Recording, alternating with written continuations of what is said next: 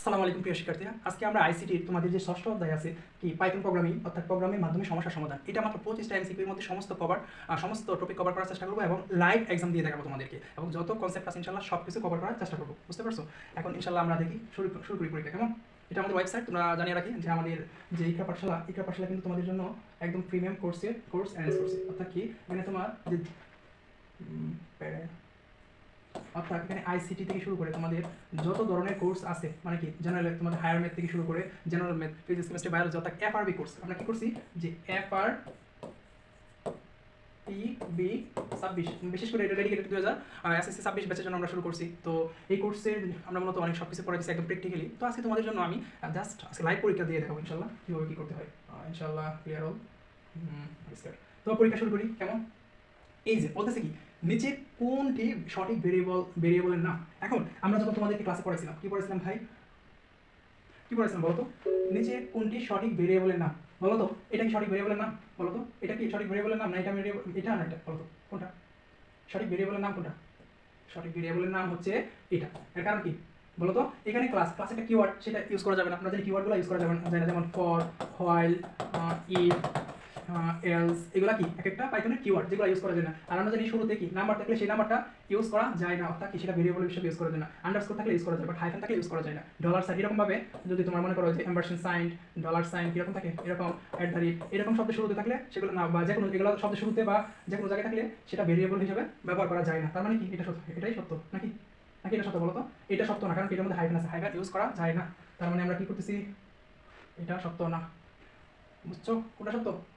এটা আমরা এটা দেখাইলাম। তারপর এটা দেখি পাইথনের কোন টেক্সট আউটপুট প্রদর্শনের জন্য ইউজ করা হয়। আউটপুট ডট এটা, রাইট ডট এটা, প্রিন্ট এটা। আমরা জানি কি পাইথনের জন্য কি প্রিন্ট ব্যবহার করা হয়। এগুলো না, এই প্রিন্টের ভিতরে তুমি যাই লেখো সে তাই ডিসপ্লেতে আউটপুট হিসেবে দেখাবে। বুঝতে পারছো? তার মানে কি এটা পাইথনে ইনপুট ফাংশন ব্যবহার করে নেওয়া ডেটা ডিফল্টভাবে কোন টাইপের হয়। অর্থাৎ জিনিসটা বুঝতে পারছো? আমি তোমাকে একটু বোঝানোর চেষ্টা করি, বুঝতে পারবে ইনশাল্লাহ। পাইথন দিয়ে কি করো মূলত? ইনপুট নাও। ইনপুট যে এটার মাধ্যমে এখানে তুমি যখন এটা ডিক্লেয়ার করো তখন এটার মাধ্যমে কি তুমি ডাটা ইনপুট নাও, মানে ইউজার তোমার ডাটা ইনপুট করে। বুঝতে পারছো? যখন ইনপুট করে সেটা ডিফল্টভাবে কি ধরো একটা সংখ্যাও যদি ইনপুট করে বা এ বি সি ডি যাই করো, বা এ বি সি অর্থাৎ তোমার নাম তুমি যাই ইনপুট করো সেটাকে কি করে প্রথমত স্ট্রিং, মানে কি সেটাকে একটা সংখ্যা বা লেটার বা কিছু হিসেবে কাউন্ট করে, সংখ্যা হিসেবে কাউন্ট করে না, সেটাকে একটা শব্দ বা বর্ণ হিসেবে কাউন্ট করে। অর্থাৎ এটা হচ্ছে স্ট্রিং। আর বুলিয়ান কি জানি? বুলিয়ান হচ্ছে কি সত্য মিথ্যা, অর্থাৎ কি সত্য বা মিথ্যা এটা রিটার্ন করে, অর্থাৎ ট্রু ফলস রিটার্ন করে।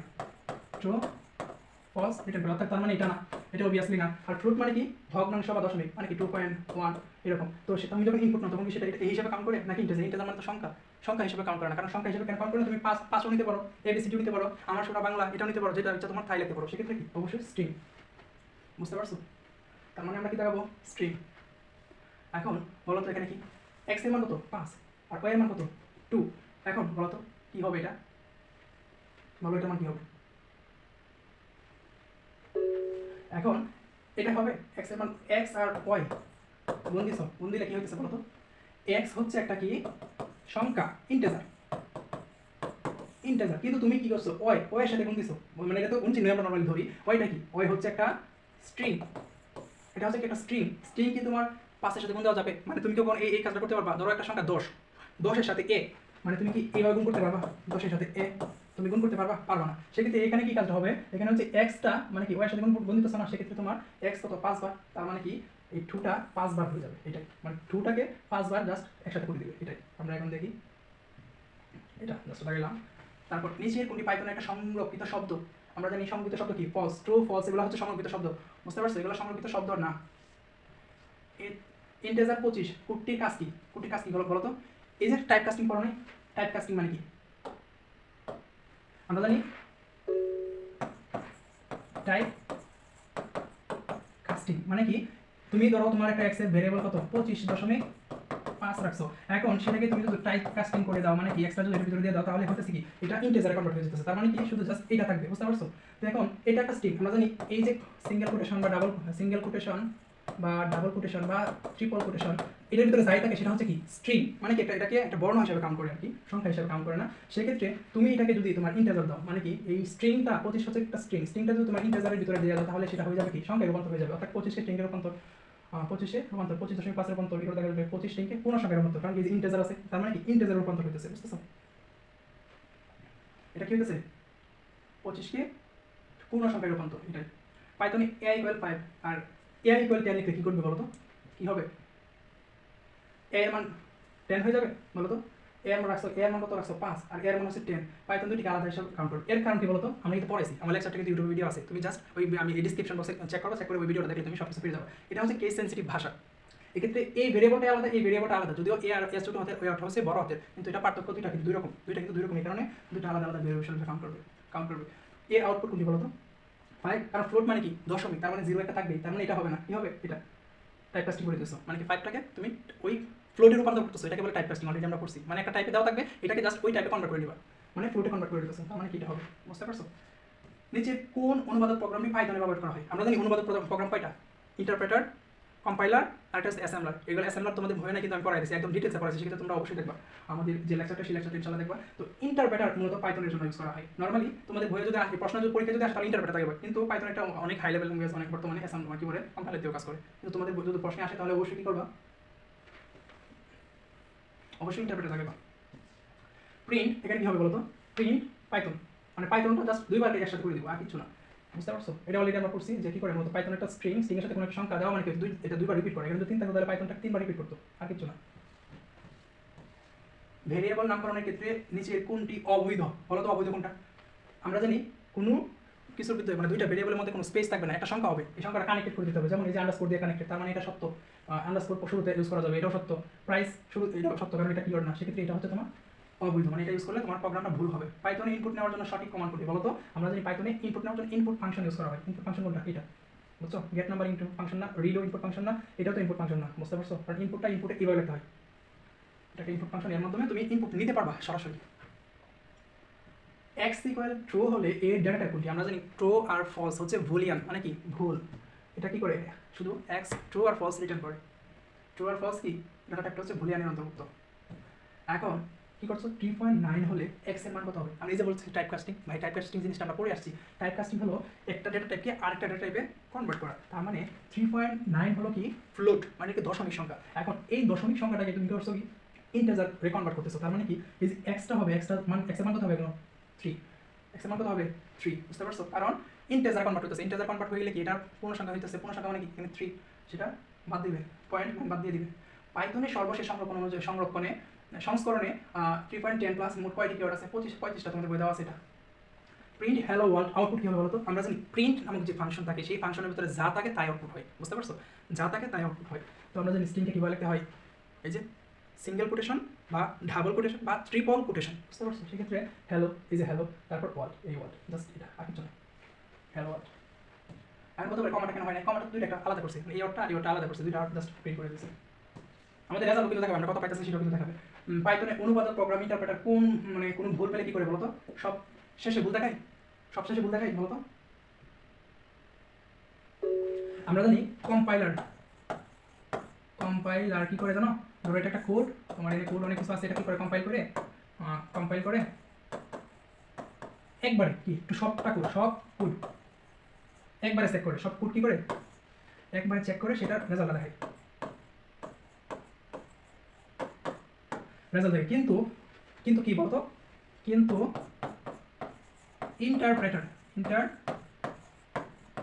ইন্টারপ্রেটার কি করে বলতো? তোমার একটা ধরো অনেক লাইনের কোড আছে, 1 line 2 line 3 line 4 line 5 line 6 line, এই প্রথম লাইনটা গিয়ে চেক করে, এই কম্পাইলার করে প্রথম লাইনটা চেক করবে, যদি সত্য থাকে তাহলে নিচের লাইনটা চেক করবে, তৃতীয় লাইনটা চেক করবে, এইভাবে সে বারবার চেক করে। বুঝছো? যদি মাঝখানে ধরো কোনো একটা লাইনে ভুল আছে, তাহলে এখানে থেমে যাবে, থেমে গিয়ে আর নিচে চেকই করবে না, দেখাই দিবে যে এটা তোমার ভুল আছে, তার মানে তোমাকে বলবে যে সংশোধন করার জন্য। তো ইন্টারপ্রেটার হচ্ছে কি স্টেপ বাই স্টেপ সেটা প্রত্যেকটা লাইন বাই লাইন চেক করে। তো ভুল যেই জায়গায় থেমে যাবে, শুধু ভুল সংশোধন করে নেই, কোনোটি নয় সব। তো পাইথনে কি করে মূলত সবশেষে ভুল দেখায়, তো কি ভুল দেখায়? সবশেষে কম্পাইলার সব কোড একসাথে চেক করে তারপর সেটার আউটপুট দেখায়, বা ভুল দেখায় আউটপুট, আর যদি সঠিক থাকে তাহলে একদম আউটপুট দেখায়। কিন্তু ইন্টারপ্রেটার করে কি সব কোড যদি মানে তোমার সব code line by line check করে, যদি কোনো কোডের মধ্যে ভুল পায় তাহলে ওইখানে শেষ করে দেয়, ওইখানে প্রথম শেষ করে দেয়। তার মানে কি ভুলের জায়গায় থেমে যায়, এটাই হবে সঠিক উত্তর। বুঝতে পারছো? ভুল সংশোধন করে দেয় না, ভুলের জায়গায় থেমে যায়, ভুলের জায়গায় থেমে যায়। ইন্টারপ্রেটার লাইন বাই লাইন কাজ করে, তাই যে লাইনে ভুল পায় ঠিক সেখানে এক্সিকিউশন বন্ধ করে দিই। বলতো সবুজ রঙের play button, interpreter line by line কাজ করে, তাই যে লাইনে ভুল পায়, এটার একটু অপশনটা মনে হইতেছে ভুল, বুঝছো? এটার অপশন ইন্টারপ্রেটার লাইন অপশনগুলো, প্রশ্নের সাথে অপশনগুলো ভুল। আচ্ছা, ইন্টারপ্রেটার লাইন বাই লাইন কাজ করে, তাই যে লাইনে ভুল পাই ঠিক সেখানে এক্সিকিউশন বন্ধ করে দেওয়া। আচ্ছা, এটা হয়তো একটু ভুল টেকনিক্যাল কারণে হয়েছে, এটা টাইপ মিস্টেক হয়েছে আর কিছু না। তো এই ইকুয়াল 10, আচ্ছা এটা আমরা দাগাবো না, ঠিক আছে? এটা না দাগাই আমরা স্কিপ করলাম। এটা এবার a ইকুয়াল 10, এটা কি, এটা একটা স্ট্রিং নট সংখ্যা, কারণ কি এটা তোমার কোটেশনের ভিতরে দিছো। v ইজ ইকুয়াল টু 20, এটাও কি একটা দিছো, কিসের মধ্যে দিছো বলো তো, কোটেশনের ভিতরে, তার মানে দুইটা কি একটা কি বলো তো, দুইটা কি একটা স্ট্রিং। এখন দুইটা যদি একসাথে করো, যোগ করো, তাহলে কি হবে 10 আর 20 30, এটা দেখাবা বলো তো, না তুমি এই কাজটা যদি করো তাহলে ভুল। এই যে a প্লাস b দুইটা যোগ করতেছে, দুইটা যোগ করলে সংখ্যা কিন্তু যোগ হইতেছে না, কি হইতেছে না, সংখ্যা যোগ হইতেছে না, কারণ দুইটা তো স্ট্রিং। স্ট্রিং মানে কি, স্ট্রিং মানে একটা লেটারের মতো কাইন্ড অফ, যেমন ধরো অন কাইন্ড অফ এর মতো কি a যোগ a, তার মানে কি a a b c যোগ d সমান সমান কি a b c d, এরকম আর কি, জাস্ট এরকম एग्जांपल সব ধরে নাও। তাহলে এখানে কি হবে বলো তো, এখানে হবে 10 যোগ 20, 10 যোগ 20 সমান সমান কত, 10 20, এটা হবে কথা, বুঝতে পারছো, এটাই আর কিছু না। তার মানে এটা হচ্ছে উত্তর।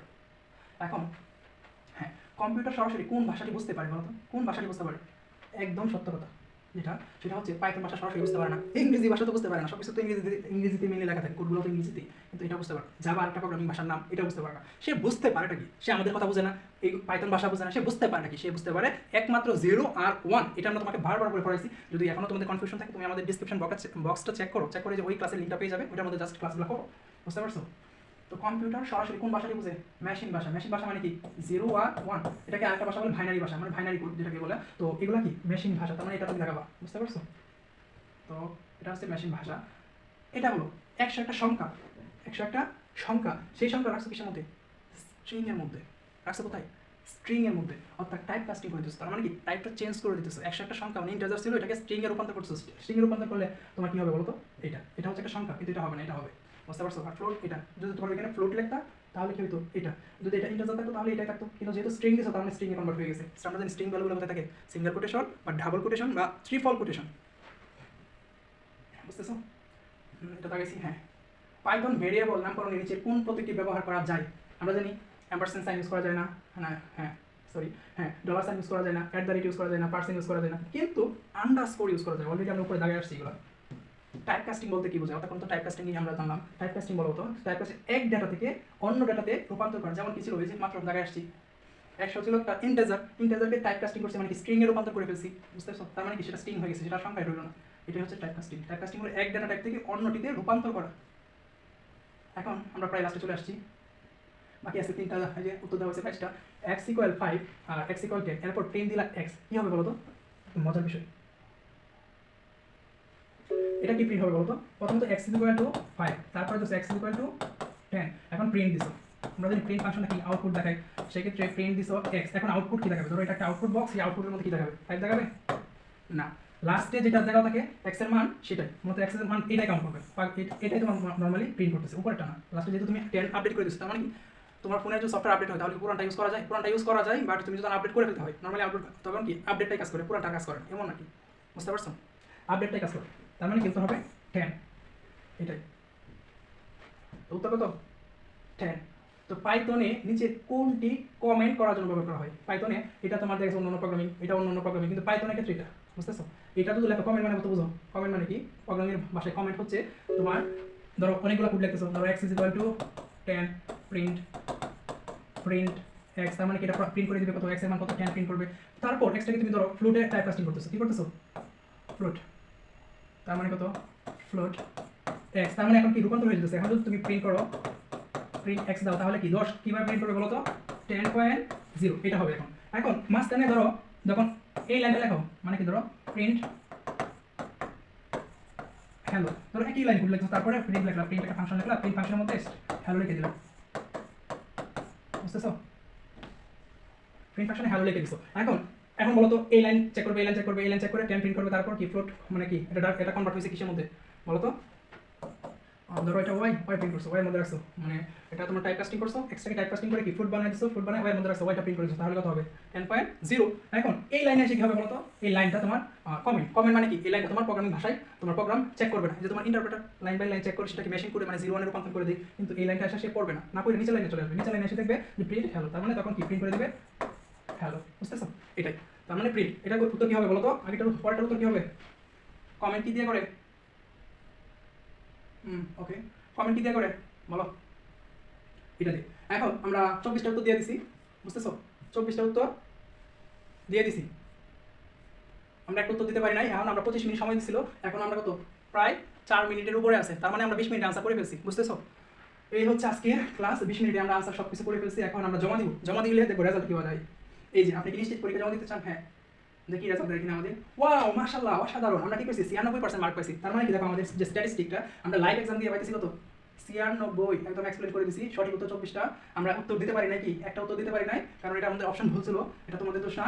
এখন একটু দেখো তো কত ম্যাজিক, একদম ব্যাখ্যা সহ লাইভ এক্সাম দিতেছো, আবার ব্যাখ্যা সহ সব কিছু দেখতেছো, কেমন জিনিসটা না? নিচে কোনো সঠিক ভেরিয়েবলের নাম একদম, কেন এটা আমরা সঠিক যে সঠিক কেন এবং ব্যাখ্যা সহ দিয়ে দিচ্ছি যে পাইথন ভেরিয়েবলের নাম সংখ্যা দিয়ে শুরু হতে পারে না, হাইফেন ব্যবহার করা যায় না, এবং প্লাস একটা সংরক্ষিত কিওয়ার্ড, এই যে অপশনগুলো তারপরে আন্ডারস্কোর দিয়ে শুরু করা যায়। এইভাবে পাইথন কোনো টেক্সট আউটপুট দেখানোর জন্য মানে আউটপুট দেখানোর জন্য কোনটা, যে এটা একদম ব্যাখ্যা সহ দিয়ে দিছি। পাইথন ইনপুট ফাংশন ব্যবহার করা যায় কোনটা, ডিফল্ট ভাবে কোন স্ট্রিং, যে একদম ব্যাখ্যা। দেখো লক্ষ্য করো, সময়ের কারণে আমি করতেছি না কোনটি সংরক্ষিত কিওয়ার্ড, জানি ফলস স্টোর না, এগুলো কি সংরক্ষিত কিওয়ার্ড, এগুলো কি সেনসিটিভ তাই প্রিন্ট বড় হাতের কিওয়ার্ড নয়। হ্যাঁ, কোডটির কাজ কি দাও তো, স্ট্রিংকে পূর্ণ সংখ্যায় রূপান্তর করা, একদম এইভাবে প্রত্যেকটা জিনিস লাইন বাই লাইন ব্যাখ্যা দিয়ে দিচ্ছি। আর এই যে আমরা যেটা দেখাতে পারি না, দাও তো কোনটা দেখাতে পারি না, এই যে লক্ষ্য করো, এটা আমরা উত্তর দেওয়া হয়নি লেখা আছে, ইন্টারপ্রেটার লাইন বাই লাইন কাজ করে, তাই যে লাইনে ভুল পাই ঠিক সেই লাইনে এক্সিকিউশন বন্ধ করে দেয়। এটা সবুজ রঙের প্লে বাটন, মানে সবুজ রঙের প্লে বাটনটা এই যে তন্ময়, এই যে তোমাদের বইটা খুললে যখন দেখবে তন্ময় সফটওয়্যারের মধ্যে কি সেটা কোডটা করতে হয় আর কি দেওয়া, সেই কোডের মধ্যে রান করার জন্য সাধারণত উপরে টুলবক্সে সবুজ প্লে বাটনে ক্লিক করতে হয়, কিন্তু এটা ওই সাথে অপশনের মেল নাই, সেই কারণে আমরা এটা দেখাই।